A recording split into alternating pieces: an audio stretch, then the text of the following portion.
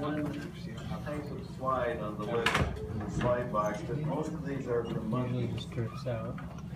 And so as we look over to the facial side, we see sebaceous glands and hair shafts and hair follicles.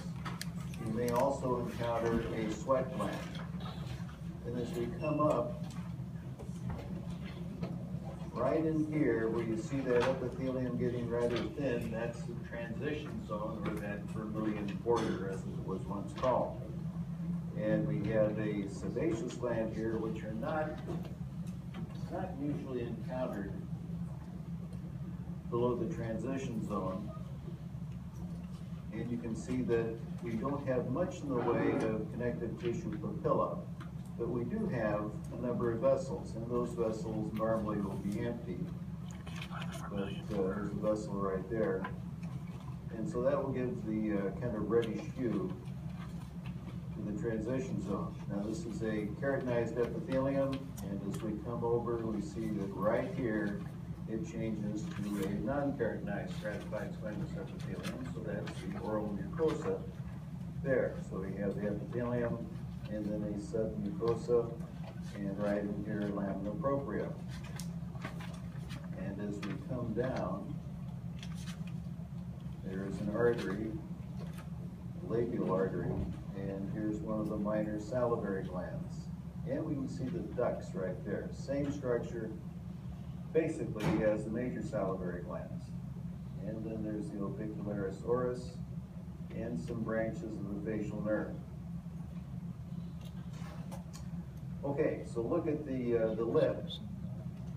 And then going in from there, there's the tooth in situ slide.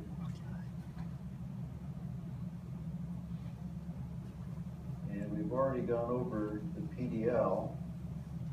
So as we come up here, there's the junctional epithelium.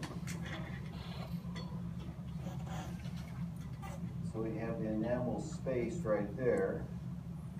Junctional epithelium, non-keratinizing, and there's that tag right there. That marks the bottom of the sulcus. So above that is the sulcular epithelium, which is non-keratinized. If we put that right on the bottom of the sulcus and go over, everything above that is the free gingiva. And the gingiva out here is keratinized. Nice, deep, connective tissue papilla, and also epithelial ridges here. And if we take a closer look,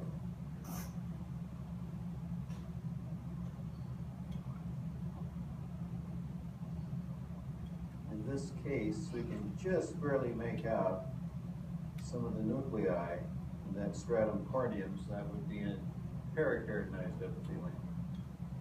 And recall that you need to know all of the layers: stratum basal, stratum spinosum, stratum granulosum, which is normally rather reduced in these sections, and then a stratum corneum, and also know the layers for the non-keratinized epithelium.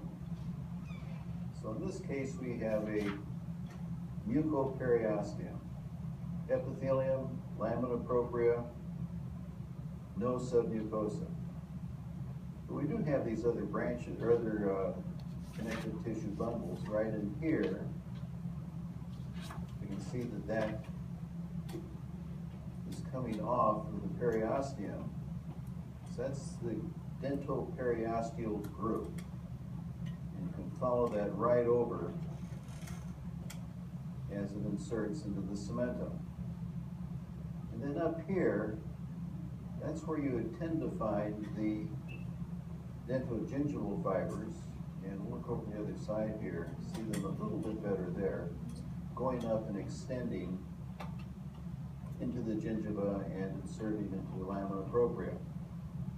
Circular fibers you can find in cross-section on some of these slides, and there is a demonstration of a circular fiber bundle up here in the front row. So we can see some more of the keratinized epithelium, the parakeratinized epithelium, junctional epithelium, and just a hint of that tag right there. you won't see the free gingival groove in these sections. Also take a look at those sections that have come from the perio department.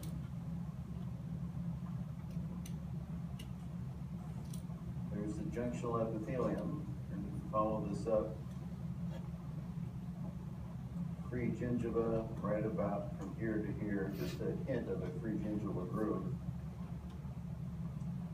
And in some of these, we'll hear those dental periosteal fibers, not quite as nicely organized as we saw in that previous slide. And then we have the fibers of the PDL. And if we go across to the other side here, again, dental or the junctional epithelium. There's the bottom of the sulcus right there. So this is gingiva. And again, we have those circular fibers in cross section. And we can see some of those fibers right in there of that dentogingival fibers. And looking down that PDL, we can see epithelial rests. And you may encounter some osteoclast and also some cementoclast as well on some of those slides. Now there's several sections of the tongue. There's only one section in each slide box, so you'll need to look at other slides. I do have some extra slides up here of tongue if you can't find some of the structures. This particular section, filiform papilla really don't show up very well. So if you pull this slide, get another slide. However, there is a fungiform papilla right there. You can see a nice core of lamina propria. And as we go up, here's another fungiform papilla. And right there is a taste bud right on the top of that fungiform papilla. So those do have taste buds, although you may not see those always on any particular slide. In fact, this one we have two taste buds. So those are the fungiform papilla. There are some separate slides showing this is fungiform papilla again here, and you can see we have a nice layer of keratinized epithelium. So there's fungiform papilla, and I think we have, here's a better one right here.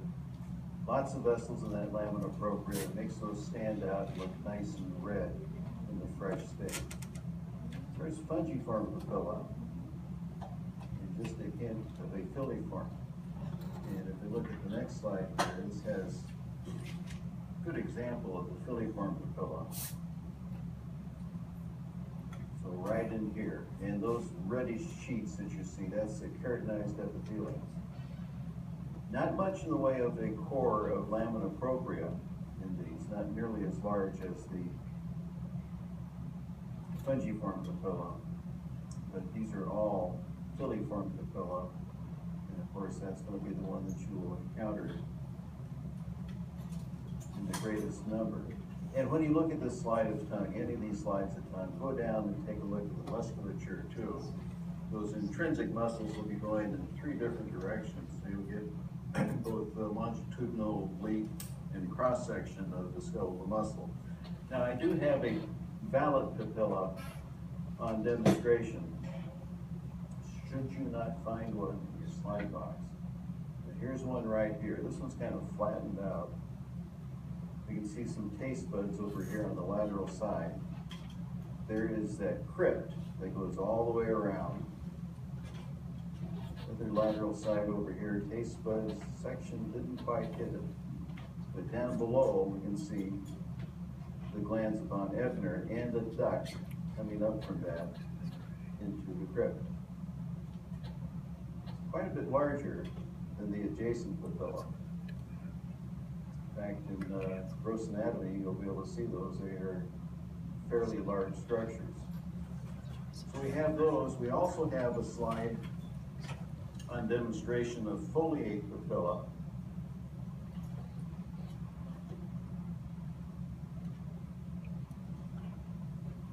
And these are foliate papilla right here. So this one starts right there, goes over to there. That's the foliate papilla. And they also have taste buds on their lateral sides.